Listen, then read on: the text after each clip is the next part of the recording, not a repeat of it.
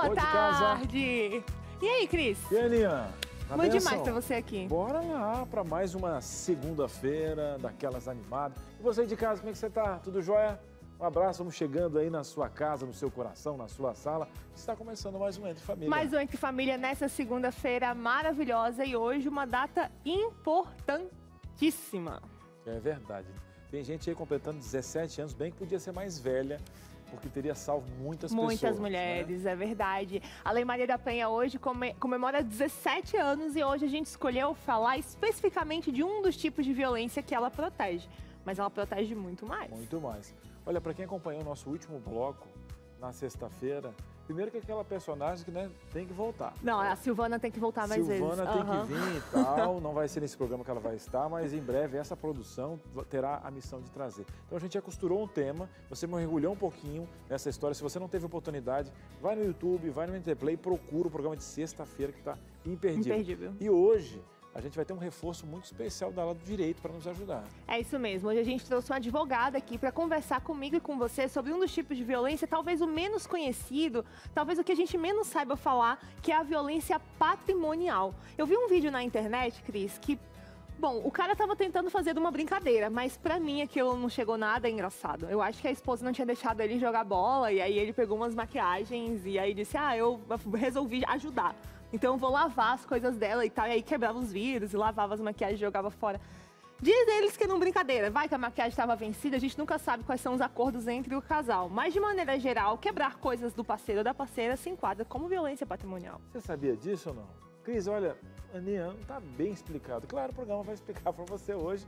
Você vai ver que às vezes essa pontinha, né, do iceberg carrega muitas outras coisas. E não anda sozinha. É verdade, porque como a gente viu também lá, perguntando para a Silvana, algumas coisas são camufladas, sim, você quebra, mas empurra. E sabe qual é o perigo da violência patrimonial, Cris? Ela é interdita. Porque quando você não tem autonomia financeira, você não consegue sair. Então você fica presa às outras violências que você já sofre, seja ela física, sexual, enfim. E você já também acompanhou outros programas aqui sobre manipulação, que a ideia do manipulador é deixar a pessoa isolada, porque ela não tem outro contato e tal. E às vezes essa questão de isolar a pessoa financeiramente, ela não ter recursos, ela acaba ficando presa sem ela mesma saber. E essa dependência é tudo que o manipulador precisa nessa situação. É tudo que ele precisa. Olha, Cris, a gente tem uma história hoje de uma pessoa que topou. Você já viu, né, por aqui no Entre Família, que a gente coloca uns vídeos assim, anônimo, uma pessoa de costa, com a voz burrada, com legenda. É porque tem gente que aceita, sim, contar a história, mas prefere não se identificar. E hoje a gente tem um desses vídeos, você vai conferir agora só um pedacinho para você ver o que vem por aí. Começou essa violência patrimonial na minha vida quando eu tive meu companheiro e ele começou a pedir meu cartão de crédito. No início, eles começam a usar o seu cartão de crédito, paga, aí depois começou a pagar atrasado e depois, infelizmente não pagou mais. Da história dessa mulher, e é bem mais complexo do que isso, mas veja só, começa, pede emprestado, paga, depois não paga, e é extremamente complexo quando a gente está falando de, não deixa de ser uma certa maneira de roubo, né, entre o casal. Já pensou, meu querido? Olha, mas Cris, é o começo da história. Vai ter história por completo aqui no nosso programa de hoje. Lembrando que hoje nós temos reforço de mais um advogado, de um quadro fixo, que você já conhece, que é o quadro Seu Direito. E pegando até um link nessa questão, a gente vai falar sobre guarda. E quando você tem um agressor, por exemplo, com quem será que fica? Que fica a criança. Se ela não pode ficar com a mãe. Olha, é só, claro, a ponta do iceberg que você pode participar e interagir também, né? Hoje você pode participar com a gente através do nosso WhatsApp, DDD 12 98315 0249. Manda sua dúvida sobre guarda compartilhada, essa coisa, não sei se chama guarda exclusiva, tipo, só fica com a mãe ou fica só com o pai, como é que funciona? Se pode viajar com a criança, sendo que o pai, né, ou a mãe da criança não vai junto, enfim. E você também pode interagir com a gente sobre o tema de violência patrimonial. A nossa advogada Ellen vai estar aqui com a gente também para te responder. Bora lá, vamos fazer o seguinte, e você já está acostumado. Cris, ó, aqui, ó, eu já estou esperando ele. Esse tupete que está armado mais do que nunca, Lucas Nascimento e o hashtag, o que vamos ter por hoje, Luquinha? Quem perdoa é Deus, o Cris não perdoa. Será que a primeira explicação vai ser o que aconteceu com o topete? Não sei, esperar pra ver, mas ó, o que eu vou falar hoje, pessoal. Lá vai. Não vou fazer, bagaceiro. Fica tranquilo. É que eu queria perguntar o seguinte, assim, ó, queria só um foco aqui nesse tupete, bem de pertinho, por favor. se puder pegar bem o tupete. Eu queria, ele estava hoje aqui, ó, que estava um pouquinho espigadinho, o tupete dele. Eu quero perguntar, você estava na previsão do tempo, esse temporal que você pegou? Só para perguntar aquele almoço do tempo aqui. Eu vim do sul, onde já... Do sul, teve a pressão veio do norte, veio do sul, que pegou aqui nesse canto aqui, ó. Alta pressão é apresentar programa com você, que você não deixa ninguém em paz. Eu tava lá no sul, já tá passando uma frente fria, viu? Talvez, quem sabe, viu? A gente vai descontar, Lucas. Eu tô do seu lado, né? Posso fazer uma piada pronta? Por favor. Pelo menos eu tenho cabelo, né, Cris? Podia ter falado isso, que eu tô perdendo o meu. Tudo bem. A gente gosta de vocês, não quer pegar pesado, né? Eu guardei. Então... Mas, pessoal, é o seguinte, hoje no hashtag, talvez, quem sabe a explicação do topete, mas também vou falar sobre o seguinte: umidade do ar muito seco, a necessidade de hidratar, muita água. Você que não sabe a quantidade de água que você precisa tomar durante o dia, a gente vai aprender hoje no hashtag. Vou falar também de um vídeo que deu o que falar, uma ciclofaixa no meio de uma rodovia. Não sei se você ficou ligado, acho que vocês acabaram vendo esse vídeo um tanto quanto diferente no meio de uma rodovia. Vou falar sobre isso. E também uma história, um professor estava no seu último dia de aula. A gente sabe que tem professor que ele acaba sendo mais, ele vai além e marca a vida dos alunos. Tem um caso muito legal que eu vou mostrar hoje no hashtag, tá certo? Galera, seguinte, isso daqui a pouquinho, depois do intervalo, eu trago mais informações. E é claro, você fica por aí, porque o Entre Família volta já.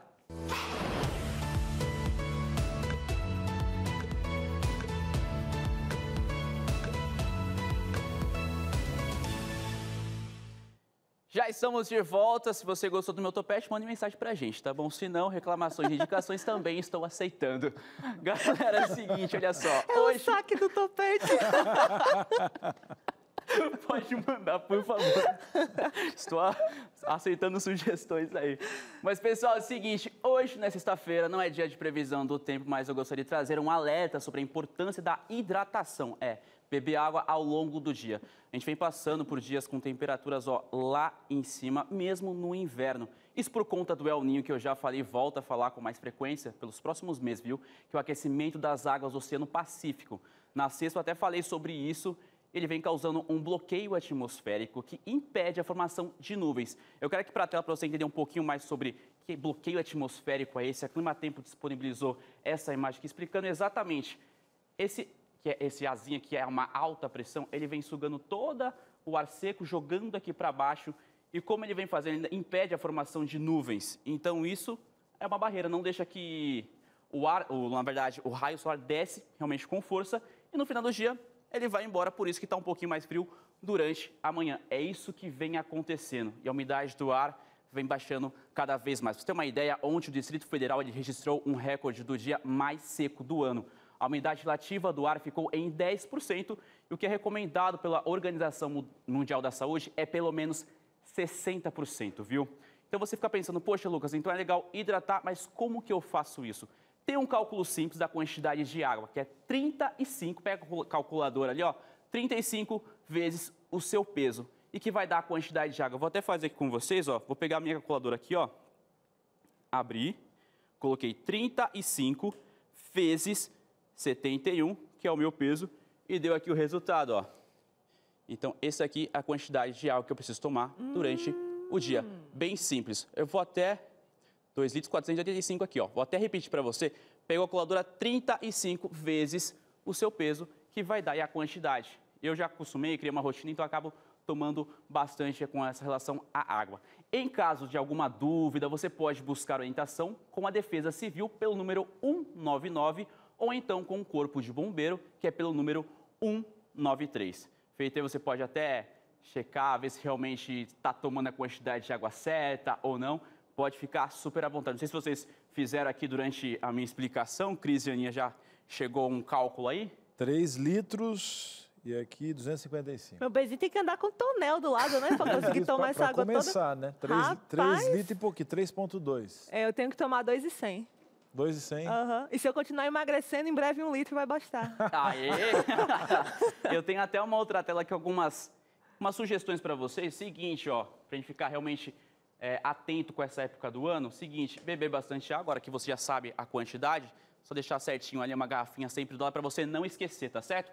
Atividades físicas não são recomendadas, principalmente, pessoal, na hora do sol ali forte, meio-dia, vai com calma, tá bom? Tem aqui, evite exposição ao sol nas horas mais quentes do dia. E também use hidratante para a pele e umidifique o ambiente. Lucas, está muito quente, não tenho aqui aquele umidificador, tudo. Pega aquele balde com água, sabe? Deixa ali no quarto. É isso aí. Vai ajudar bastante, vai ser realmente bom para sua saúde. Quem é graduado em Nordeste já sabe, né? Toalha molhada, baldezinho no quarto. No caso do Lucas também, né? É 2,5 litros para ele e 1,5 litro para o topete. Exato, aqui a conta de água, ó, lá em cima. Ele precisa bastante, inclusive esse final de semana tive que testar bastante. É uma nova temporada, digamos uma nova temporada aí do cabelo. Pode mandar a sua sugestão. E eu queria até adiantar vocês, a gente estava comentando sobre essa relação de... Poxa, hoje estava bem calor por aqui, né? Estava bem quente por aqui. Diferente, cadê o inverno? Cadê o inverno? Tô sentindo falta, não.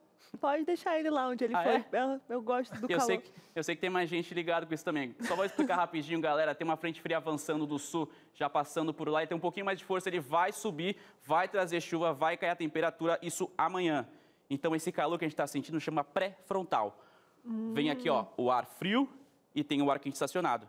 No que ele vem, ele vai empurrar. Temperatura subiu, quente, mas quando chegar, temperatura desce.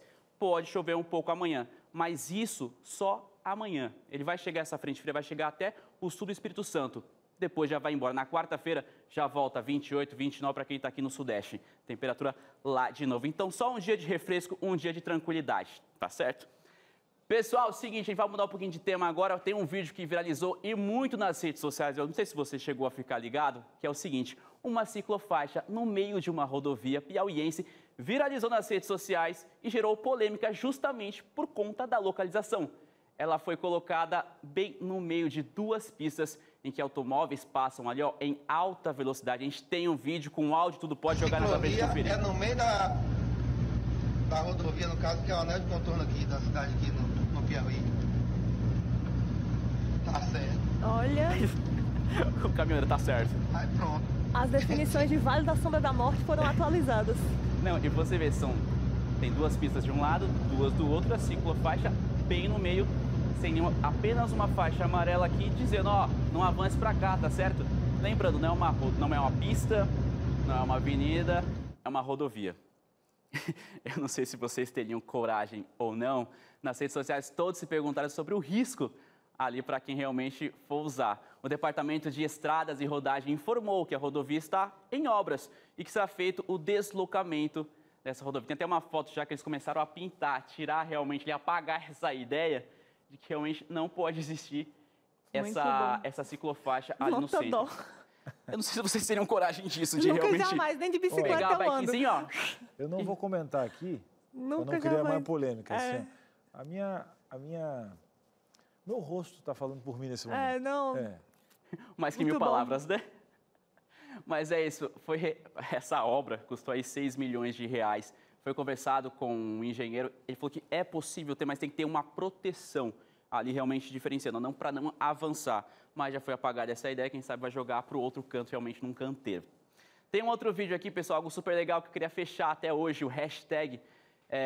Um outro vídeo também viralizou no final de semana. Depois de 35 anos, um professor se despediu de uma escola fundamental de Ibatiba, no sul do Espírito Santo. Só que foi uma despedida um tanto quanto emocionante. Bora ver o vídeo também, pode jogar na tela.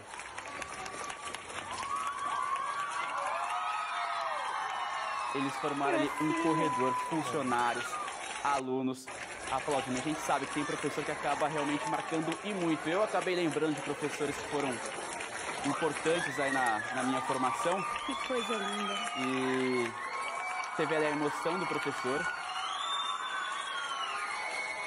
Você sabe quando é diferente? Quando realmente é de coração, é de verdade.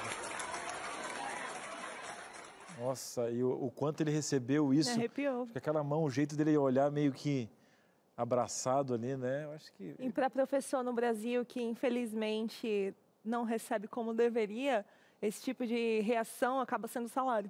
Tinha uma vida inteira dedicada ao ensino, né, Luquinhas? E ele era professor de matemática, história e geografia em 2 turmas do 5º ano. Ele se aposentou e ainda vai estar lecionando, vai estar como pedagogo na rede estadual. Mas isso realmente fez lembrar bastante dos professores. A gente viu realmente a verdade dos alunos, do funcionário, para quem realmente é aquele professor. E, pessoal, é o seguinte, hoje é comemorada a criação da Lei Maria da Penha, que tornou crime a violência doméstica e familiar contra a mulher. A Lei Maria da Penha completa 17 anos hoje, dia 7 de agosto. E você, sabe o que ela diz? Ela é considerada pela ONU uma das melhores do mundo para combater a violência contra a mulher. E é bem conhecida. Somente 2% dos brasileiros nunca ouviram falar dela. Mas isso não significa que todas as mulheres recorram à lei quando precisam. Ainda falta muita informação, enquanto dobram vergonha e medo. O agressor precisa ser alguém que convive com a mulher, não necessariamente o marido. Pode ser um irmão, um cunhado, um padrasto ou até mesmo outra mulher. A Lei 11.340 de 2006 define 5 tipos de violência doméstica. Primeiro, a mais conhecida, a violência física. Qualquer ação contra a integridade ou saúde da mulher é crime, e isso inclui tapas, socos, chutes ou qualquer agressão física. Também tem a violência psicológica. Atitudes que causam dano emocional e diminuição da autoestima, como ameaça, humilhação ou chantagem, são consideradas crime. Já a violência moral envolve calúnia, difamação, injúria, exploração, enfim, qualquer ataque à honra. A violência sexual é aquela que obriga a mulher a ter qualquer tipo de relação sexual não consentida, mesmo que seja um abraço ou um beijo. O último tipo de violência é a patrimonial. Reter ou tomar dinheiro, destruir objetos e não deixar a mulher trabalhar são algumas das práticas que são consideradas crime. Depois que a mulher apresentar queixa, a justiça tem até 48 horas para analisar que medida protetiva ela pode ter. E elas variam caso a caso. O juiz pode proibir que o agressor se aproxime da vítima e fale com ela, que ele vá a lugares que ela frequenta e pode até mandar prendê-lo. Toda mulher pode ser uma vítima e denunciar a violência é a melhor forma de se defender. Se você está passando por isso ou conhece uma mulher que está sofrendo violência, ligue para o número 180 e denuncie. Obrigada, Maureen. Obrigada, Lucas, pelo hashtag. Você viu aí que em 2 minutos de um vídeo a gente já recebeu um banho de informação e o Entre Família só começou. Verdade, hein, meu querido? Se você está em casa, vai ter uma advogada sentadinha na tua sala para tirar todas as suas dúvidas. Inclusive, ela já está te avisando, olha, dando um tchauzinho para você que no próximo bloco ela vai estar com a gente aqui trazendo informações. Você já pode fazer a sua pergunta no 12983150249, Aninha. É isso aí, não esquece que hoje, além de perguntar sobre violência patrimonial, você também pode perguntar sobre guarda. Tá passando perrengue aí em relação a esse assunto, às vezes está vivendo um divórcio, uma separação complicada, litigiosa, e aí tá tendo essa discussão sobre guarda de criança. Temos um advogado também aqui hoje no quadro Seu Direito para tirar sua dúvida. Combinado? Não sai daí não, que a gente volta daqui a pouquinho.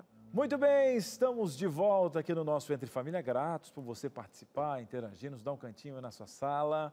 É verdade, teve de tudo hoje, né? Tupete, aí foi, tem um cara tupetudo aqui que tá sentindo, fazendo até campanha nos bastidores. Mas vamos ao contexto sério, pedir para ela aqui, né, já desculpas antecipadamente, né, por ter colocado alguns assuntos aqui. Não, a gente tem mania de receber de maneira assim tão pessoas que estão vindo pela primeira vez. Verdade. Acho que a gente tinha que dar uma maquiada, né, Cris? Dar uma fingida. Mas não, sabe o que a gente faz isso? É para saber de cara se vai voltar ou não. Ela diz assim, é a última vez. Mas quem está aqui pela primeira vez, e que eu espero que seja a primeira vez de muitos, quem está conosco, Aninha? É a Ellen Santos, ela que é advogada, professora universitária, estava falando aqui pra gente, que já estava com o olho cheio de lágrima quando viu o vídeo do professor da Ellen. Bem-vinda. Ela é pós-graduada em Direito do Trabalho e, olha só, membro do Instituto Brasileiro de Direito de Família. Super equipada para falar com a gente sobre esse tema de hoje, né? Bem-vinda, Ellen. Agradeço muito o convite. Queria dizer que melhor recepção não há, não é? Recepção mais verdadeira e cristalina não tem. De fato, me emocionei muito com o vídeo do professor. Quem é professor, quem leciona, sabe a emoção que é vermos uma vida inteira dedicada à educação, a apresentar conhecimentos, né? E é exatamente isso que vocês fazem aqui, né? Passar conhecimento, informação, realmente transforma vidas Eu costumo dizer que não só dos alunos, porque o conhecimento ele passa, né, de geração para geração. Então, a criança que aprende alguma coisa na escola leva para o pai de volta e vice-versa. É isso aí. No meu caso, eu sou professora de direito civil, também de direito de família, né? E eu atuo aí há quase 15 anos na área do direito de família. E nessa minha trajetória eu pude vivenciar e trabalhar, infelizmente, não é, em casos que nós encontramos uma das formas de violência doméstica, que é a violência patrimonial. Ellen, que bom que ultimamente a gente tem falado de educação emocional, que a gente não conversava quase, né? Os homens estão também, não sei se por dor ou por busca de conhecimento, sabendo que tem que buscar essa questão. O direito também está se abrindo para muitas pessoas, também o acesso a um advogado antes também, que era muito fechado. Hoje, graças a Deus, temos mais advogados no mercado, né? E também, aí agora, aqui no programa, a gente vai aprendendo a cada dia com o nosso telespectador a emergir em vários conceitos, né?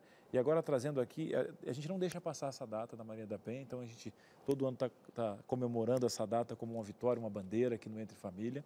Eu pergunto para você, como é que você está vendo agora as pessoas conseguindo ver esses eixos e podendo entender um pouquinho mais sobre os seus direitos, a gente que normaliza uma dor, um crime dentro de casa. Eu queria que você falasse um pouquinho sobre essa questão patrimonial, dessa violência.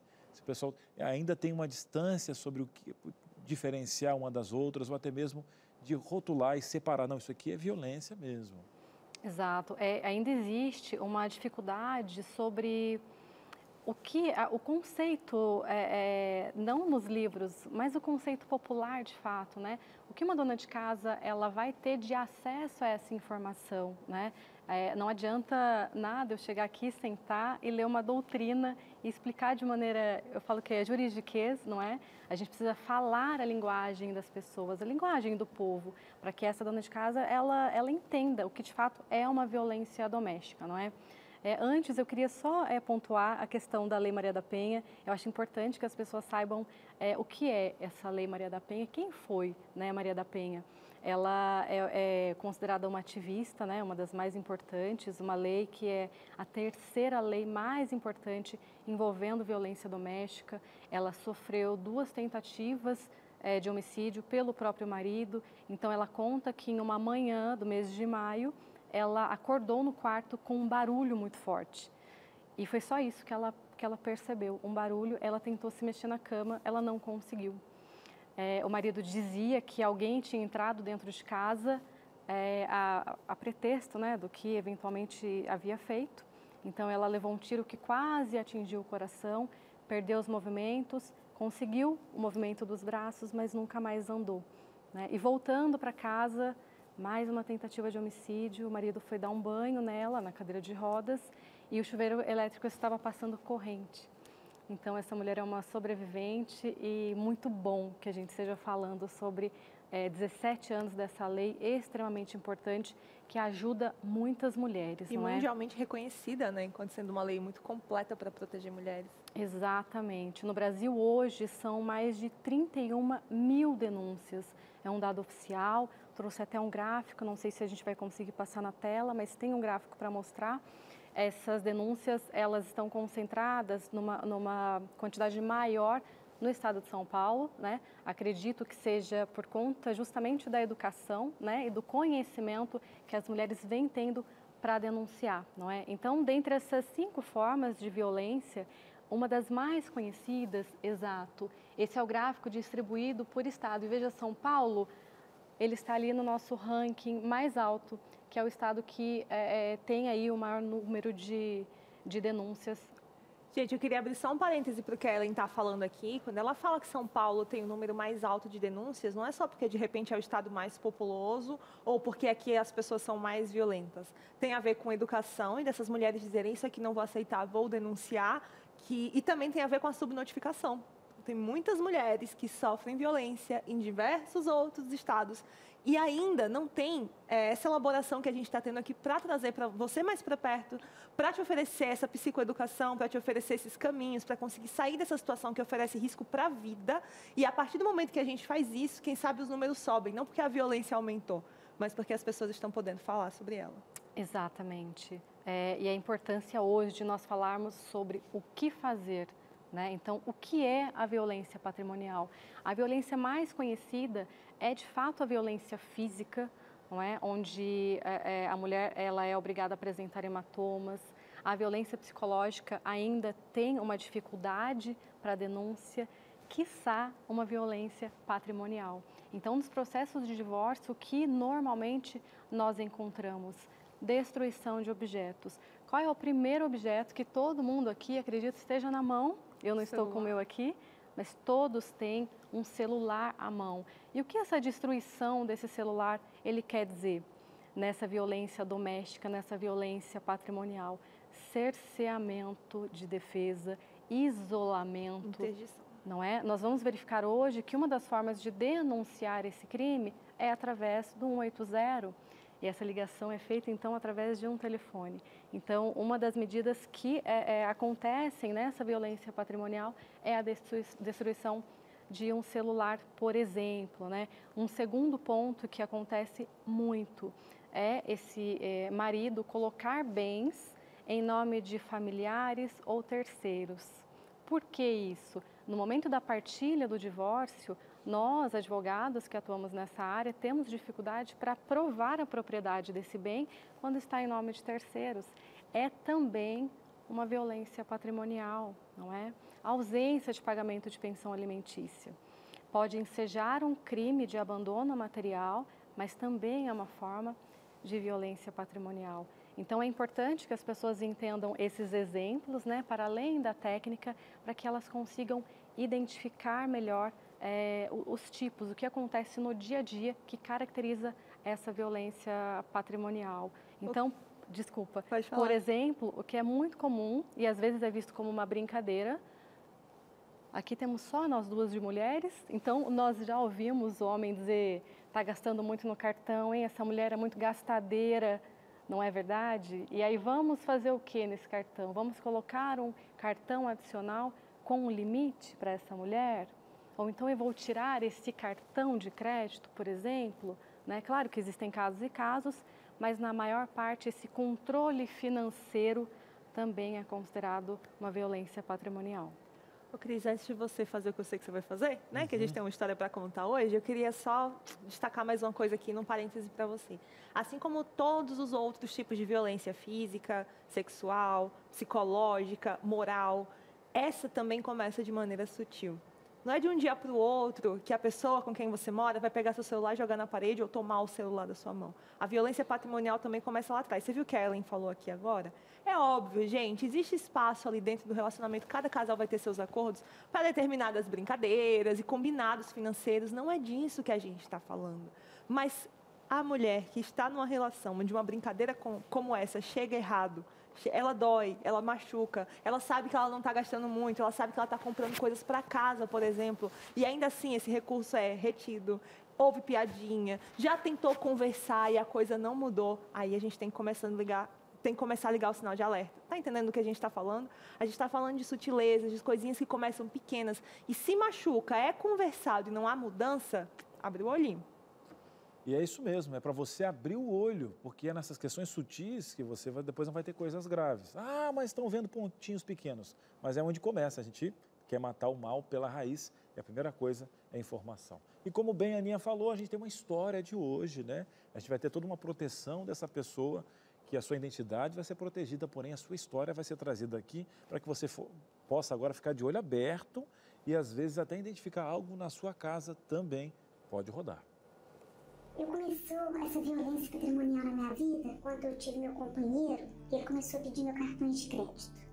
No início, eles começam a usar o seu cartão de crédito, paga, aí depois começou a pagar atrasado e depois, infelizmente não pagou mais, usou todos os meus cartões. Hoje eu tenho uma dívida financeira, um prejuízo financeiro com todos os bancos, uma dívida que eu não fiz e, além de tudo, isso traz um prejuízo financeiro, traz uma dor emocional muito grande, porque você foi criada aprendendo que tem que ter o nome livre na praça, você tem que ser idônea, Jesus Cristo quer que você seja idônea, que você esteja de cabeça erguida, e na parte financeira tem esse prejuízo muito grande. uma dívida grande, que não fui eu que fiz.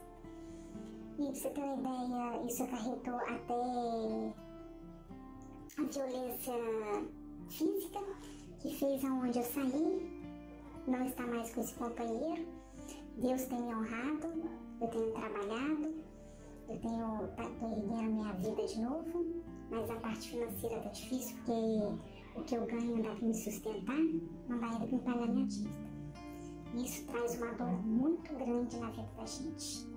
Essa é uma violência que você passa e que é ruim. E uma coisa que eu falo para as pessoas, não empresta nome, não empresta cartão, porque é ruim você ter uma dívida, ter um nome sujo que você não fez e você não pode fazer nada. Olha aí, a gente comentou sobre a sutileza, né? E começou com um pedido de me empreste o cartão. Qual o problema de emprestar o cartão? Você nem dá para chamar de empréstimo, sendo que você está emprestando para o seu cônjuge, né? Mas aí começou a falhar os pagamentos, né? E aí o dinheiro foi não aparecendo. Ela fala que ela ficou com uma dívida que hoje o que ela recebe, ela não consegue usar para pagar a dívida. Então, ela continua endividada. E, ó, a violência que uma sempre anda com um bracinho com pelo menos uma outra. É muito difícil que elas aconteçam isoladas. Aconteceu a violência física, que foi o que fez ela sair da relação, né?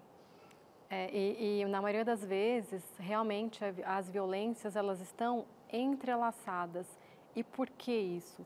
Porque existe o ciclo da violência, não é? Trouxe também para ilustrar o que é esse ciclo. Ele está disponível no Instituto Maria da Penha.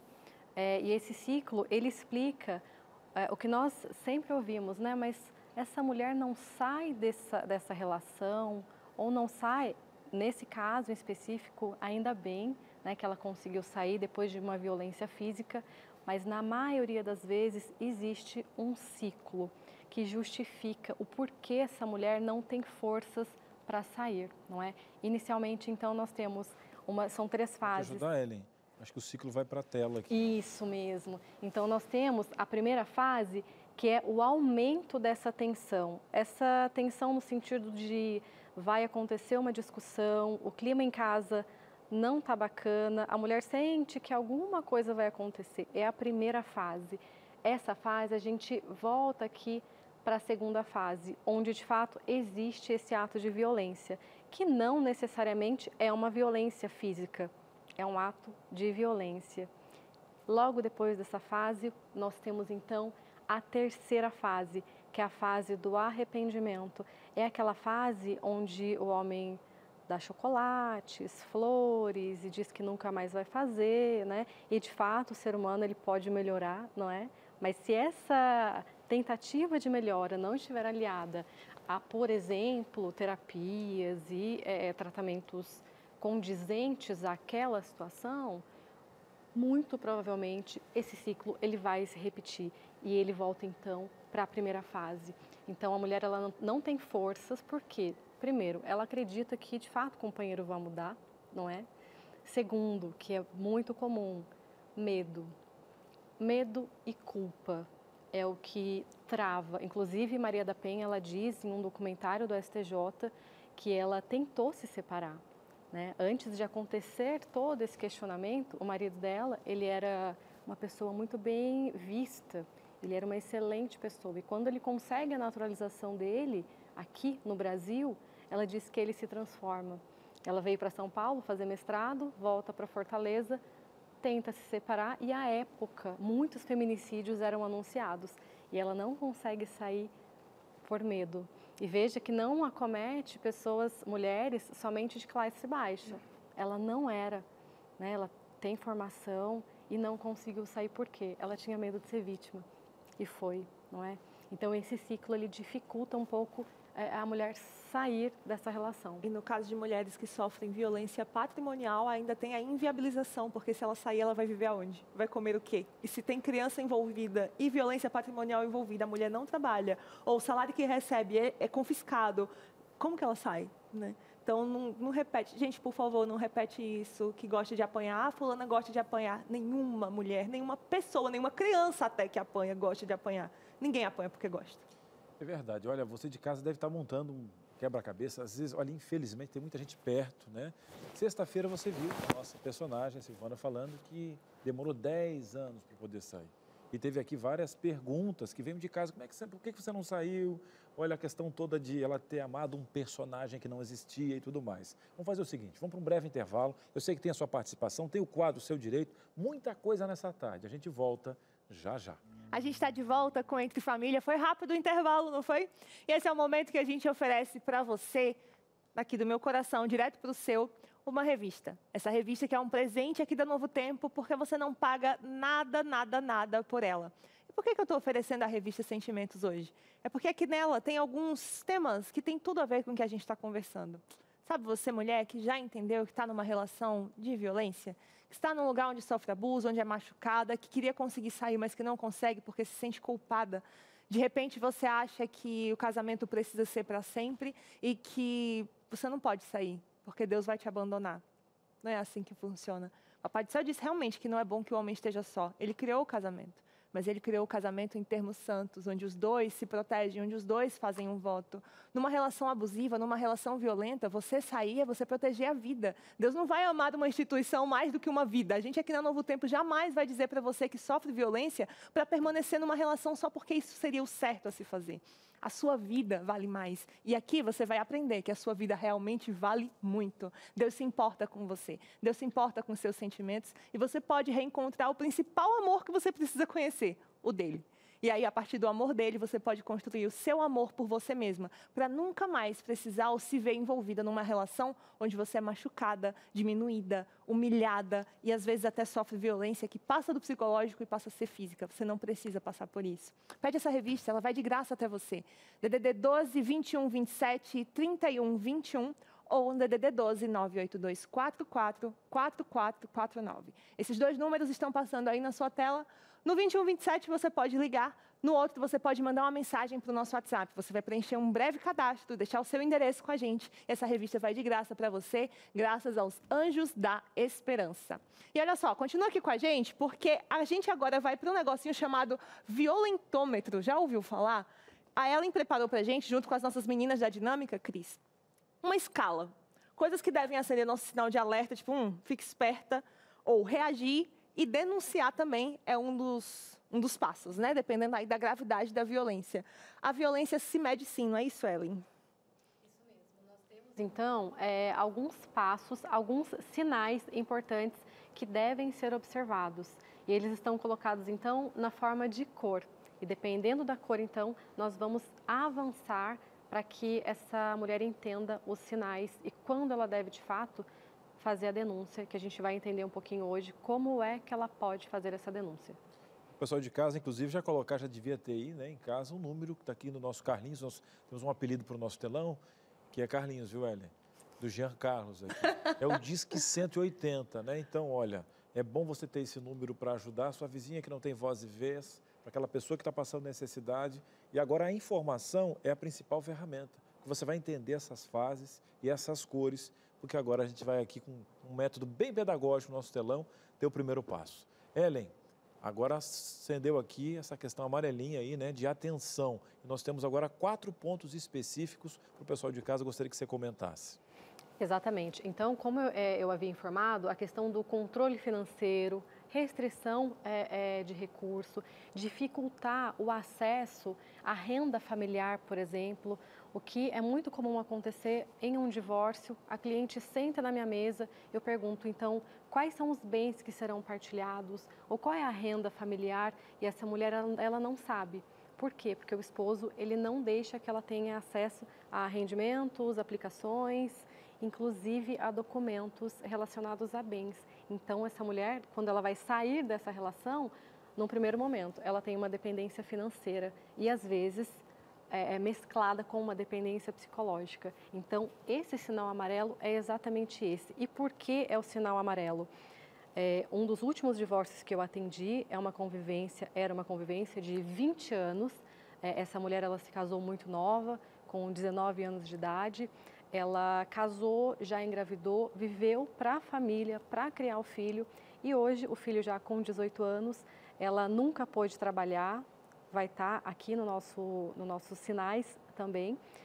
e ela saiu de casa com a roupa do corpo. Ela vive hoje com a ajuda financeira de parentes sem teto. Então, a importância de você identificar esse sinal muito no começo. Olha só, a gente falou aqui de restrição de recurso, então significa que na ocasião em que você percebe que está diminuindo ali, um mês é um valor que dá para fazer o mercado, no outro mês diminui o valor sem justificativa nenhuma, não, tem que se virar com esse valor que tem aí mesmo. E você vê que a pessoa gasta com outras coisas, mas que para você não tem, né? Restringir o acesso à conta cheque, dizer que ganha tanto, e você fica meio desconfiada porque você acha que é mais.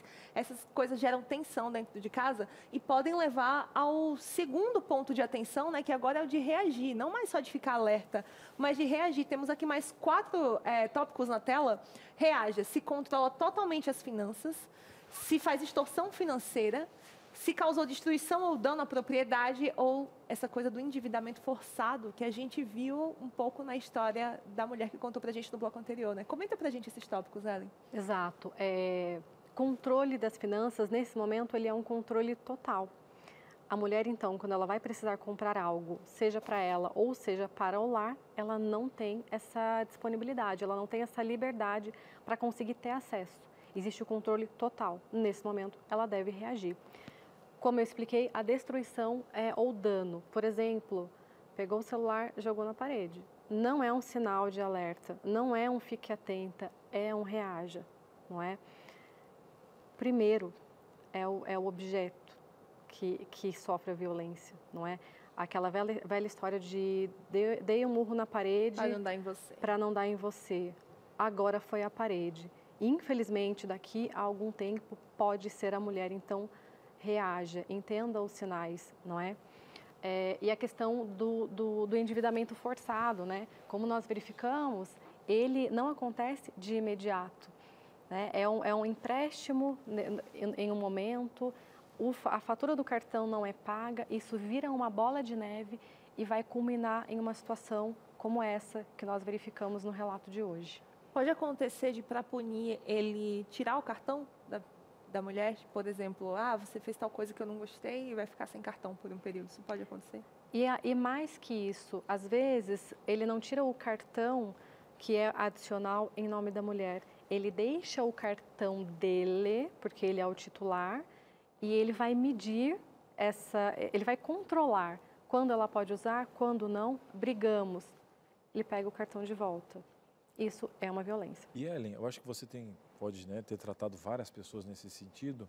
A pessoa vem com, ela chega a duvidar um pouquinho da sanidade dela, porque normalmente às vezes essa pessoa, ela é muito bem, se dá muito bem com os familiares, se dá bem inclusive, vamos supor, com a própria mãe da pessoa ali, né, com a sogra, trata muito bem. E a pessoa tem aquela questão de minimizar. Gente, é só isso, é um prato, né? É só uma porta.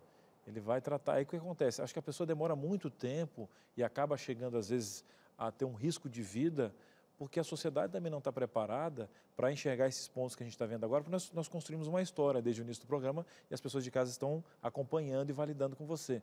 Mas existe ainda essa falta de conhecimento da sociedade que faz com que essa pessoa duvide, né, da própria sanidade, de que ela está em risco, por exemplo, né?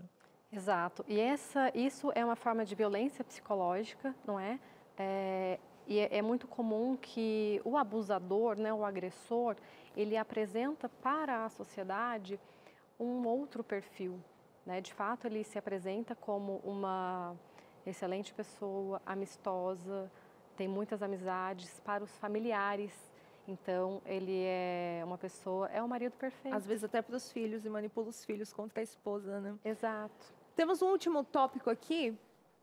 Nesse ponto aqui, a gente já está falando de infrações gravíssimas, né? Se fosse Código de trânsito. Um código de trânsito seria uma infração gravíssima. Roubos ou fraudes financeiras, apropriação indébita, transferência forçada de propriedade ou ameaças de despejo ou desapropriação. Detalhe para a gente o que seria, por exemplo, uma apropriação indébita.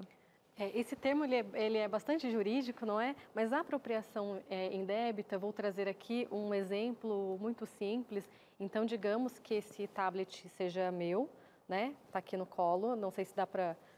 Esse tablet, se ele fosse meu, por exemplo, eu entreguei, eu emprestei, olha, pode usar por 30 minutos durante o programa, acabou o programa, eu pego esse tablet de volta. Não me entregou o tablet, apropriação indébita. É isso que quer dizer apropriação indébita. E isso isso acontece nos relacionamentos, com relação, por exemplo, a objetos, cartão de banco, por exemplo. Tá bem? Então, isso seria a apropriação indébita. Fraudes financeiras, já detalhamos bastante a questão dessas fraudes processuais, como elas costumam acontecer. Transferência forçada de propriedade é uma questão extremamente importante. Existe uma medida protetiva específica para a violência patrimonial, que é a anulação de procuração. Por vezes, o marido, ele coloca o bem em nome dos dois, por exemplo, não é? Ou, por exemplo, eu vou colocar em nome só da mulher, né, para eu ganhar aí uma confiança, mas ele faz junto uma procuração chamada de poderes gerais. E essa procuração, ela permite com que esse marido venda, enfim, administre esses bens. Como se estivesse no nome dele. Como se estivesse em nome dele, né? Então, existe uma medida protetiva, no caso de violência patrimonial, onde o juiz vai oficiar esse cartório para que anule essa procuração. Para quê? Para que a gente não tenha essa transferência de propriedade. E a ameaça de despejo é o famoso saia de casa, né? E aí a mulher que já está sofrendo todos os tipos de violência, quando chega nesse momento, a gente vê aí uma violência psicológica, muitas vezes uma violência física, e a violência patrimonial também está ali dentro disso.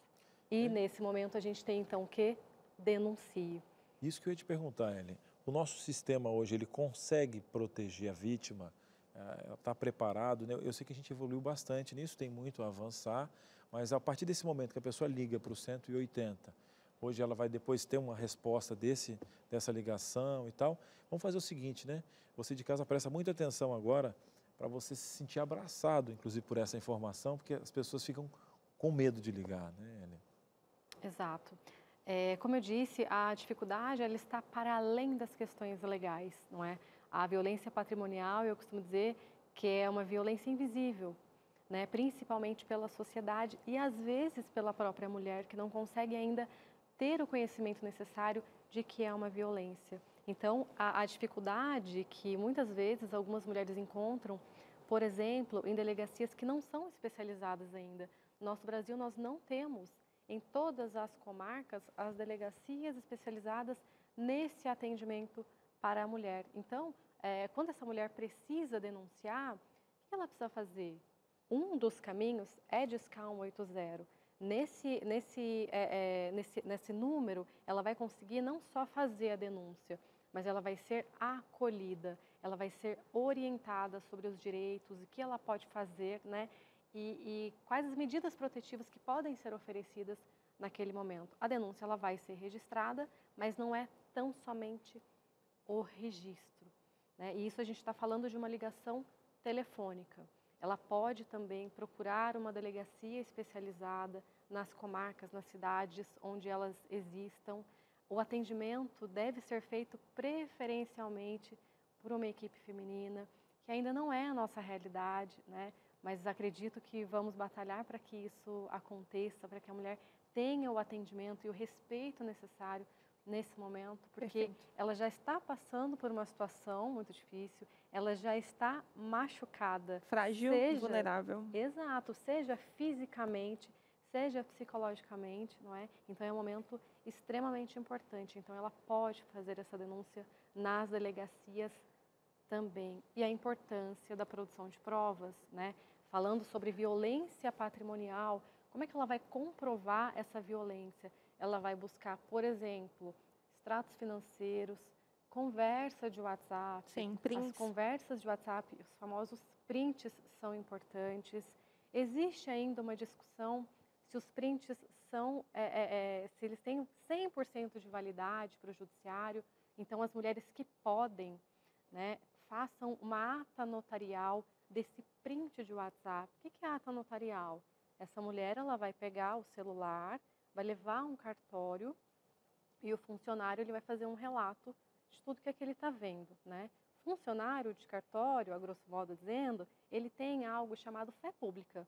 O que quer dizer isso? Quando essa mulher levar essa ata notarial para o juiz, não vai ter dúvida. O juiz vai saber que aquela mensagem não foi apagada, não foi adulterada, que não é uma montagem da imagem, por exemplo. Olha só, que orientação. Então, é extremamente importante. Essa ata notarial é um serviço pago, mas como a gente sabe que essa violência atinge todas as camadas, inclusive mulheres de classe média, classe alta, então tenham esse cuidado na produção da prova relacionada especificamente à violência patrimonial. Olha só, nosso tempo correu, voou aqui com a Ellen e ainda hoje tem mais. A gente vai conversar agora com outro advogado, também especialista em direito de família, só que no quadro Seu Direito. E hoje o tema é guarda. Você vai poder perguntar, por exemplo, Cris, se quando um homem tem acusação de violência, se ele pode ter guarda compartilhada com a esposa, Olha, então, com a ex-esposa ali, né, da criança. não perde tempo, não. A Ellen fica conosco? Não, Ellen, infelizmente, a gente Eu tá dando falei para tchau ela que ela não deu tempo nem de esquentar. Não. Passa rápido. Ellen, eu não falei para você que ia voar? Foi, gente, voou o tempo. Eu espero que as informações possam, de fato, chegar a quem necessita. Espero que a gente possa... Eu sempre, quando eu saio de casa, seja para dar aula, seja para advogar, eu digo que a nossa missão é ser instrumento, né, para um propósito maior. E eu tenho certeza que o programa de vocês cumpriu lindamente essa função de levar o conhecimento, levar a informação, e certamente pode salvar a vida e até o relacionamento de alguém que esteja assistindo. Que maravilha. O Instagram da Ellen está na tela, ela estava aqui com a gente agora, mas ela continua lá nas redes sociais, você pode segui-la e tirar suas dúvidas por lá também. Não sai daí não, eu já falei, né? No próximo bloco tem quadro Seu Direito, são 4 minutinhos só e a gente volta já. Muito bem, estamos de volta. O programa de hoje, assim, é daqueles que se você virar para o lado para estourar a pipoca, já passou perdeu. um bloco, perdeu aquela pergunta e tal. Sabe por quê? Porque é assim mesmo. É um programão para você pegar do começo ao fim. Hoje uma data especial também, 17 anos da Lei Maria da Penha. Já falamos dessa questão muito especial nesses blocos agora. E a gente prometeu o quadro Seu Direito. E hoje sobre um tema que está correlacionado até inclusive na primeira pergunta, né, Aninha? Totalmente ligado, porque aqui a gente faz de tudo para atender você o máximo possível, tirar todas as suas dúvidas. Não é todo dia que tem 2 advogados na sala de casa, né, Cris? Vamos lá com a vinheta então, Seu Direito.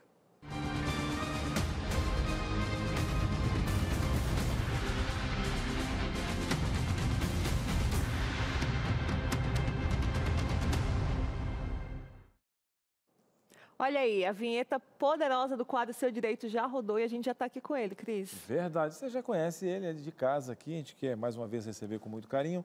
Tiago Rodrigues, ele que é advogado e empresário, né?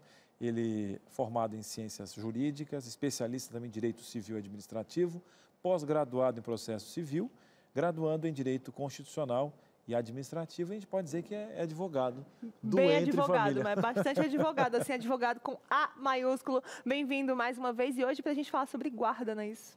Boa tarde, Cris. Boa tarde, Ana. Vamos lá, mais uma vez, tirar a dúvida das nossas famílias do Entre em Família, né? Vamos lá. Eu queria começar aqui com o doutor Tiago, já linkando aí com o assunto que a gente veio falando durante o programa inteiro. Hoje a gente está comemorando 17 anos da Lei Maria da Penha, uma lei que protege mulheres contra a violência de todos os tipos. A gente falou hoje da patrimonial, mas são muitas outras. E aí eu queria saber, doutor Tiago, se quando essa mulher decide se separar, numa relação onde há crianças envolvidas, ainda há discussão sobre com quem as crianças ficam? Pode existir a guarda compartilhada mesmo que haja acusação ou comprovação já de violência? Sim, a Maria da Penha, ela afasta, sim, o cônjuge agressor, né, no caso da vítima da agressão, e também afasta também dos filhos no momento que você comprova a agressão entre filhos. Porque tem que sempre destacar a agressão quando ela é voltada para a mulher e quando é voltada para os filhos. É claro que é muito difícil dividir isso, né? A pessoa que agride a esposa vai agredir os filhos, é muito difícil. Só que nesse momento, porque para o direito, a gente coloca cada coisa na sua caixinha. Então, direito de guarda, direito de visitação é outra coisa diferente da Maria da Penha. Só que quando tem essa necessidade, devido a essa assiduidade que dá no contato entre a genitora, e nessa hipótese que a gente vai colocar, a genitora ficou com os filhos e o genitor foi afastado do lar por conta das agressões que vieram acontecer. Então, neste momento, ele não pode mais nem se aproximar da genitora. Se for uma medida protetiva que afastar ele só dela, não mencionar que ele precisa também em volta da família em si, dos filhos, ele vai realizar as visitas, que vai acontecer com as crianças, só que ele não, como é que vai fazer? Ele não pode se aproximar da casa. Tem que ter uma terceira pessoa que intermedia, que ajuda. Essa terceira pessoa também é muito necessária nos casos que a pessoa quer, né, que nem você bem perguntou, a guarda compartilhada para ter maior digamos assim, convivência do genitor com os filhos. Como é que vai fazer sendo que ele já foi condenado ou está passando por um processo de Maria da Penha, está respondendo isso daí? efetivamente. Precisa de uma terceira pessoa para poder intermediar. Quem que é? A maioria das vezes é a mãe, é o tio, é o irmão dela, que é o tio das crianças, é a avó das crianças, a avó sempre vai participar dessa forma para poder tentar intermediar, porque a guarda compartilhada, a guarda compartilhada, quer dizer, ela pressupõe diálogo, tem que conversar, vai ficar com vocês, vai ficar aquele outro, só que a pessoa não pode ter contato com a genitora, então precisa ter uma terceira pessoa, se não tiver, não tem guarda compartilhada. Muito bem, olha, tem muita gente que eu mesmo já tinha falado muito sobre guarda aqui no programa, mas nesse quesito a gente não tinha mergulhado ainda. E Cris, tem uma coisa também, antes da gente começar a colocar as perguntas da rede social, acontece muita ameaça. Se você sair de casa, eu vou tomar seus filhos, vou tomar os filhos de você. Isso pode acontecer, doutor Tiago?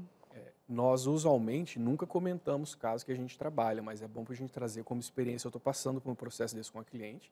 Fizemos um divórcio lindo, maravilhoso, consensual. Só que depois a mulher se distanciou do lar, formou nova família, tem um novo companheiro. E, infelizmente, o ex-companheiro está praticando essas coisas. Você para na porta da casa e diz, ela mandou para mim no sábado, 11 horas da noite, ele acabou de tirar uma foto da minha casa, desculpa o horário, não pode falar, que a gente, pelo menos, nós, os advogados, somos os primeiros esteio que ela tem, me ajuda, o que eu vou fazer? Ela conversa com a gente tem que ter a sensibilidade. Tá aqui na porta da casa, você está com outra pessoa, você está fazendo não sei o quê. Eu falei assim, olha, primeira coisa, delegacia hoje pode fazer a denúncia até por online, não precisa ter delegacia, aquela pessoa que não quer ir online faz, a denúncia, tem todos os meios que você comprova e pede a medida protetiva. A primeira coisa que eu falei para o cliente, eu falo para você também passar isso, priorize sua vida. Depois aí, quando você pegar esse boletim que ele está fazendo essas ameaças, você junta no processo de guarda ou faz um processo que é o processo de afastamento das visitas. Você vai lá e afasta eles das visitas que vai ter com a criança. Aí discute-se o que está acontecendo ali nessa situação insalubre que está acontecendo e depois ele começa a voltar às vezes crianças novamente. Muito bem. Gente, é complicado, né? Que a gente vai pensando, inclusive o doutor comentando aqui, né? A situação no qual as pessoas passam é complicado. Aí você pergunta, por que fazer um programa como esse? A resposta é essa, situação, né, complicada que muitas pessoas passam. Ainda falando de guarda, nós temos algumas perguntinhas na tela aqui para o doutor no quadro Seu Direito. A gente começa agora, né, Aninha? Está chegando aí. Está vindo aqui no Carlinhos. Carlinhos vai colocar na tela agora a primeira pergunta. Está chegando, está chegando. Tá vindo, tá vindo. Estamos operando, olha lá na tela, ó. Pronto. Anônimo, eu vou viajar em novembro para um congresso fora do estado e inscrevi minhas filhas. Eu posso só avisar o pai ou preciso pedir permissão judicialmente? Falou em viagem, provavelmente Enfim, diga aí, doutor Tiago. O caso da viagem, quando a mãe fala, vou viajar, ou o pai fala que vai viajar, né? Vamos supor que o pai tem um direito de convivência e ficou lá durante 15 dias com a criança, durante o período de férias. Ele vai viajar, só viaja, não tem que avisar os outros. O pai não pede permissão, a mãe não pede permissão, ela só comunica. Vou fazer tal coisa. A lei estabelece especificadamente quando você precisa da autorização do outro cônjuge, viagem internacional. Viagem internacional, precisa fazer essa viagem internacional? Aí é obrigatório que tenha o consenso dos pais. E nem fala assim, tem que pedir permissão. Não, porque não é permissão, é consenso. Você conversar com ele, comunicar para ele saber que está tirando. Não conseguiu, estou tendo dificuldades, vai perante a vara da infância e juventude, comunica o juiz que vai fazer essa viagem, vai mostrar para ele o motivo, o juiz supra a assinatura do pai, tranquilo e calmo. Olha só, orientação aí na sala da sua casa, direto ao ponto. Tem mais pergunta aqui agora. Parece que essa também tem a ver com viagem. A Rita Dias, de Cuiabá. Eu tenho um filho de 3 anos. O pai dele é presente, apesar do divórcio. Vou me casar de novo esse ano e temos planos de mudar de país. Tenho medo do meu ex-marido atrapalhar o processo e acredito que vai ser bom para o meu filho ter uma oportunidade dessa. O que eu posso fazer? Aí, viagem internacional. Nesse mesmo gancho que a gente tinha comentado anteriormente, que a viagem internacional vai precisar suprir através do juiz da vara da infância e juventude. Mas é bom ter um adendo muito específico, porque no mesmo lado que a gente coloca que a guarda que as visitas e a guarda, a gente sempre está abordando aqui a vertente que é maior do lado de quem está com a criança, que o Brasil hoje ainda é comumente se a mãe é genitora, tem muitos casos que é o genitor que fica, tem que se observar também que tem muitos casos que acontecem especificadamente nisso. A genitora ou o genitor que está com a criança, contraiu nova núpcias, precisa mudar de cidade, ele vai ter que passar por um processo para justificar o porquê disso. Porque, infelizmente, tem pessoas que usam as crianças como meio de punir uma das outras formas por um ressentimento que tem. Aquele que ficou com a criança, vou mudar. Aí vai, quer mudar, quer só distanciar. Ou então a mesma coisa que acontece também em outros casos, não vou praticar a visita, só para poder punir a mãe, porque a criança vai sofrer, que sofre quem está com a criança sofre naquele momento. Se você que tem filho vai ver, seu filho sofreu é pior que bater na gente mesmo, bate na gente não no filho. Então, por esses dois lados, até que eu trouxe esse comentário, porque vai mudar, não tem problema, conversa com o genitor, explica para ele o que está acontecendo, vai fazer uma nova regulamentação de visitas, vou mudar, então vou fazer o seguinte, você fica com ele mais tempo nas férias, pega uma visita maior para você ir, vamos pensar numa pensão alimentícia, reduzir um pouco para que você consiga custear seu custo até ir lá, para você ver mais eles, ou então eu vou custear metade da passagem para que eles venham. Ainda mais nesse caso aqui que a gente está falando de uma mudança de país, né? Sim, sim. Aí tem todas as coisas que a gente pode estar fazendo já antes de programar a própria viagem em si. Muito bem, gente. Está aí, hein? Cada pergunta tem um universo que a gente poderia parar aqui, mas a ideia é ter várias perguntas que você possa ser atendido nesse tema. Então, portanto, Carlinhos traz mais uma pergunta na tela. E agora é o Celton Corrêa que fala o seguinte: doutor, por que a mãe tem preferência? Você já estava falando ali, né? Tem preferência na guarda dos filhos. E tem? Não existe preferência na guarda dos filhos. O que se estabelece é o princípio do melhor atendimento do menor. O que isso versa? Quando você vai estabelecer a guarda, que tem um litígio, eu quero a guarda, eu também quero a guarda. É muito bom quando a gente tem isso no judiciário, o próprio juizado gosta porque os dois querem o bem. Porque a gente identifica muito fácil aquele primeiro que quer só para poder fazer raiva. A gente identifica muito fácil, quando a gente já está acostumado. A gente está há anos trabalhando isso aí, o juiz muito mais que a gente. Então não há preferência. Há sim quem melhor reúne condições para ficar. Por que a mãe hoje tem esse costume no Brasil e no mundo, né, da mãe ficar? É a pessoa que se dedica ao lar. A pessoa se dedica ao lar, tem tempo, né? O princípio melhor atendimento do menor, ele fala, quem tem tempo, quem tem vida útil para poder fazer isso e que tem maior tempo de dedicação de afeto. Não é só ter tempo, que nem o pai trabalha o dia inteiro, é o que nós temos o modelo de família hoje, trabalha o dia inteiro, como é que ele vai ficar? Vai pegar para a avó cuidar? Pegar para uma babá? Não, a mãe fica no lar, ela consegue trabalhar em casa, hoje em dia temos também as mulheres que trabalham, graças a Deus, muito mais ativo do que muito antigamente, e elas conseguem, por mais que eu trabalho, eu consigo flexibilizar, ficar menos, ficar mais. Mas é um costume que tem, mas não é preferência não. Vai se analisar em cada caso quem tem melhor condições para estar com a criança. Perfeito. Às vezes não é nenhuma questão de preferência, é que no caso do Celton, provavelmente ele realmente faz questão, tem condições de ficar com a criança, mas o que muitas vezes, infelizmente, a gente vê, Cris, é o desinteresse por parte de um dos dois e o outro que... E também essa questão toda, né? Como tem muita coisa envolvida, acaba sendo uma barganha e criando uma situação, e depois que tem essa moeda, infelizmente, não valoriza o filho na sua guarda. Mas já chegou uma pergunta quentinha agora, né, Ana? Janete Silva, meu filho tem depressão e está passando por um divórcio. A juíza não quer deixar guarda compartilhada com ele só porque ele tem depressão. Está certo isso, doutor Tiago? Complicado a gente comentar um caso que a gente não fez parte, né? Porque tem que se analisar, isso aí através de um profissional específico, né? Qual o grau dessa depressão? O que ela influencia? Porque tem pessoas depressivas, a gente tentar colocar de um modo amplo, não consegue sair do quarto, não consegue se alimentar, não consegue fazer certas coisas, não consegue evoluir. Como é que vai ter essa guarda compartilhada? Como é que ele vai gerir isso daí? Não, a depressão dele é em virtude do divórcio. Vamos trazer um profissional, psicólogo, para poder participar desse processo, para que ele seja um assistente técnico e fale, juiz, aqui essa pessoa não tem a depressão dele, por mais que foi diagnosticada, não influencia em relação aos filhos. Ela está acontecendo em virtude do afastamento dos filhos. Por muitas das vezes, que nem a gente pode até ver, que a depressão se dá em forma do afastamento. A pessoa está acostumada, tem aquele contato a vida inteira. Você tem filho, como é que eu vou tirar seu filho do nada? Aí a pessoa tem, claro, esses sintomas psicológicos. Mas afastar em si por conta da depressão, eu acho prematuro. É necessário que se coloque, que a parte mesmo, que ela, o filho, contrate um profissional psicológico especializado nessa vertente e traga ele como assistente técnico do processo. Aí ele vai dar a versão que o juiz tem que ouvir. Ok, tem mais interação então pra gente? Vamos conferir aqui, temos mais uma, doutor Tiago, é anônima também. No caso de separação por motivo de bebida e uso de drogas, posso solicitar a guarda total das crianças, alegando que o pai não tem condições de ter a guarda compartilhada devido ao vício, alcoolismo, uso de drogas, abuso da bebida alcoólica, etc. Enfim, o vício desabona o genitor a ter guarda? A gente já ouviu até em audiência. Se você não cuida nem de si, como é que você vai cuidar da criança? É bem básico, né? Só por isso assim já responderia, mas é um tanto quanto grosseiro falar só assim.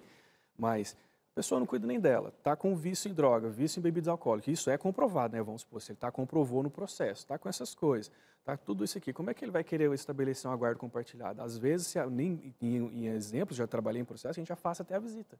Nem a visita ele pode fazer. Como é que ele vai fazer a visita? Vai ter que, sei lá, aqueles 6 meses que o juiz tem que colocar um oficial de justiça, para todo sábado ele tira a criança para poder ver o oficial de justiça ficar lá do lado, olhando o que está acontecendo. Ou então pede auxílio do setor do SESO, né, do setor de assistência social do fórum, para poder participar dessas visitas. Então, qualquer coisa que for perigoso para as crianças, contato com essas coisas, é difícil manter a visita. Muito bem, eu sei que você de casa aí tem várias perguntas, inclusive se algumas não foram respondidas, seria muito legal você deixar com a gente aqui, porque com certeza a gente pode até, né, ter um outro momento para poder ter esse tema, sabendo que é um tema que demanda muito, a gente pode voltar aqui. E outra, tem alguma dúvida especial? Você pode inclusive procurar o doutor no seu Instagram, é verdade, agora aqui, ó, tá passando aqui, né, Aninha, ó, Tiagão RDS, é isso? Isso. Olha só, dá um pulinho lá, manda um direct, fala que você viu ele no Entre Família, tire as suas dúvidas. Seria legal até o doutor aqui abrir uma caixinha de perguntas, doutor, agora, hoje, saindo daqui, sabe por quê? As dúvidas do pessoal Porque o povo sai do Entre Família e entra no Instagram, é um povo querido, gosta de tirar dúvidas. Se tem conteúdo específico, procura o nosso advogado aqui, que é uma benção. Vamos agradecer a participação dele, que também foi relâmpago, né, Aninha? Passou rápido demais, mas o doutor Tiago ainda volta, né? Temos mais um dia contigo? Volta, tem mais um dia para poder a gente trabalhar junto esses temas tão importantes para a gente. Maravilha. Ô, Cris, meu coraçãozinho tá desse tamanho assim, ó. Porque a gente passou aqui o programa inteiro falando sobre algo que é um plano divino, que é a família, mas que também pode ser fonte de tanta dor e tanto sofrimento. Desde que a gente saiu do Gênesis, né? Ali no momento em que Eva e Adão comem o fruto proibido, até a gente chegar no período de transformação, né? Quando Jesus voltar, tudo que acontece aqui no meio gera dor e até mesmo coisas que foram planejadas para serem perfeitas podem machucar. Isso deixa meu coração assim, ó, pequenininho. Verdade, meu querido, você de casa deve estar assim, passando por um problema como esse, quer ser abraçada. É nesse momento que a gente vai ter uma mensagem especial? Sim. Então, olha só, prepare o seu coração, porque a gente pensou também em te dar todo o aval aqui, técnico dos nossos advogados. E os dois temas aqui, né, são fortes, mas a gente tem alguém muito especial que quer te abraçar aqui. Ela está nesse telão aqui, estreando no Carlinhos. Olha, eu vou chamar do nome dela carinhoso e você fala o nome... o verdadeiro. Eu quero chamar agora o nosso telão, Maninha. Boa tarde, Maninha. Seja bem-vinda ao nosso Entre Família. Deixa eu apresentar, né? Já que quem não é filho chamou de manhinha, então eu, a filha, vou ter que falar o nome técnico, né? Essa é da doutora Isabel Passos, terapeuta de casal e família, mais de 15 anos de experiência clínica, cuidando de famílias como a sua. Então, de repente, passando por situações que a gente acolheu aqui de maneira técnica, jurídica, mas que agora traz algo para, de repente, acolher esse coração que está como o meu, assim, pequenininho, vendo que algo que era para ser tão bom gera tanta dor. Eu acho que você foi muito feliz quando trouxe aí esses 2 pontos, né? Esse ato que nós estamos vivendo entre Gênesis e Apocalipse, quando tudo será restaurado. E durante esse ato é muito bom também perceber, e a gente encontra, e eu vou trazer alguns exemplos aqui na Bíblia, do cuidado de Deus para esse aspecto da vida humana, que é a questão familiar. Eu vou iniciar com o capítulo 27 de Números, que traz a história de Malá, Noa, Ogla, Milca e Tirza. 5 mulheres. O contexto era a chegada da Terra Prometida e a divisão da herança. E elas eram as filhas de Zelofeade. E elas pertenciam ao clã de Manassés, e elas então se dirigiram, né, se prostraram diante da tenda do encontro, né, diante de Moisés, e elas então solicitaram o direito delas de ter herança. Elas disseram: nosso pai morreu no deserto, né? E ele não teve filhos, ele só teve filhas.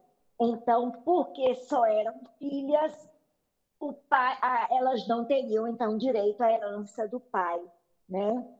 E aí, quando Moisés ouviu o pedido, ele então levou diante de Deus, né? E pediu a Deus a orientação. Elas perguntaram assim: por que o nome do nosso pai deveria desaparecer de seu clã por ele não ter tido um filho? É como se elas não valessem, elas não fossem pessoas, né? É a negação da existência de 5 seres humanos só porque elas eram mulheres.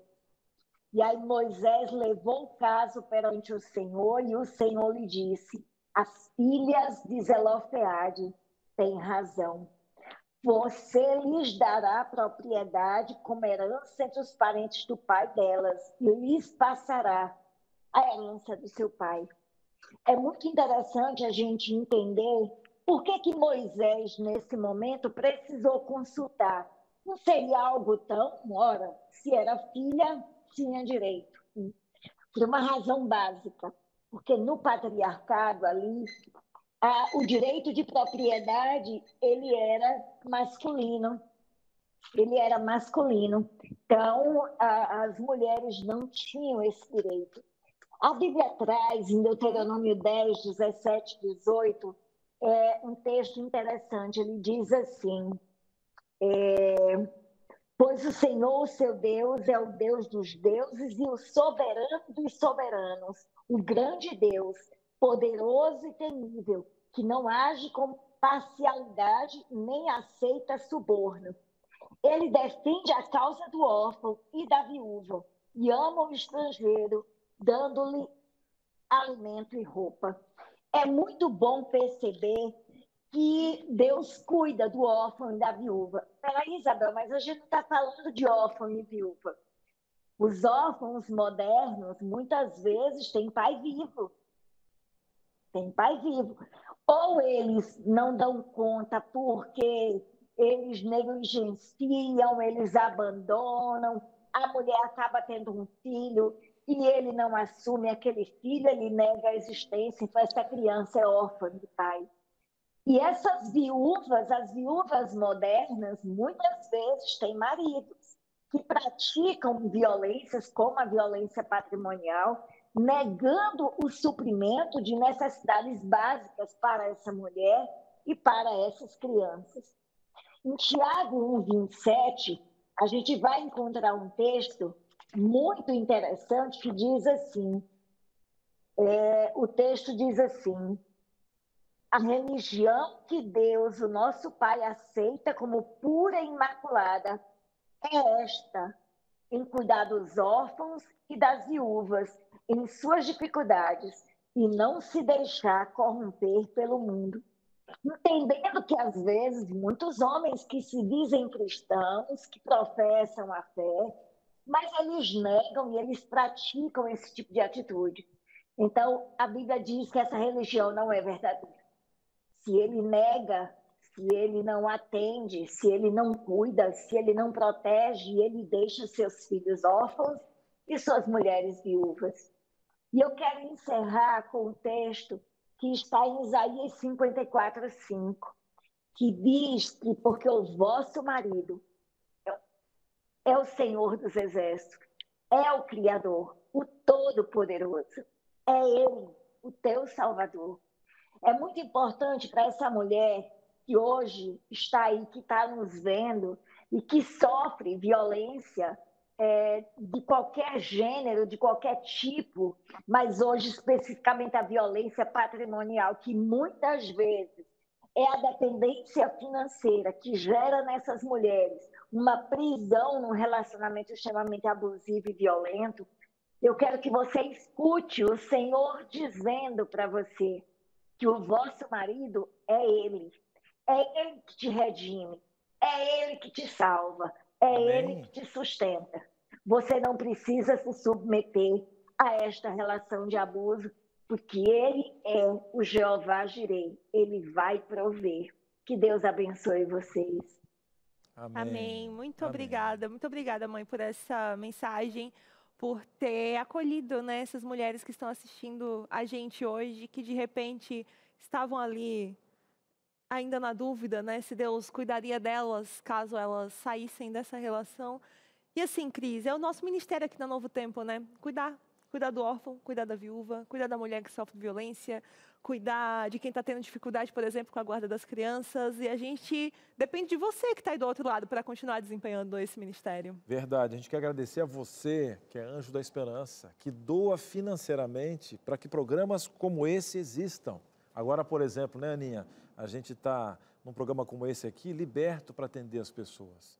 E outra, a gente precisa de que mais pessoas tenham essa missão no coração. Agora mesmo a gente está com a Esperança, né, trazendo tecnologia, né, para a inteligência artificial atender as pessoas.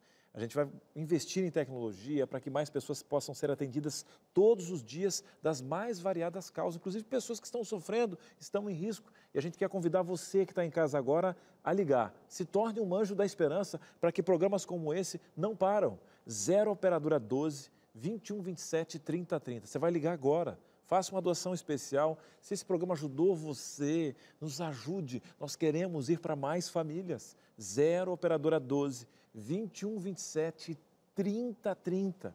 Olha, é pelo boleto bancário, eu faço um Pix, não importa o valor. O importante é você se tornar um anjo. Vem com a gente fazer a diferença na vida de muitas pessoas. Viu, é isso aí, Cris, Anjos da Esperança, mãos que transformam vidas. A minha do Cris aqui na frente da tela e a sua, doando financeiramente aí desse lado, para que a gente continue conseguindo transformar vidas. A gente se vê amanhã e a semana só começou. Um beijo. Tchau, tchau. Tchau, tchau.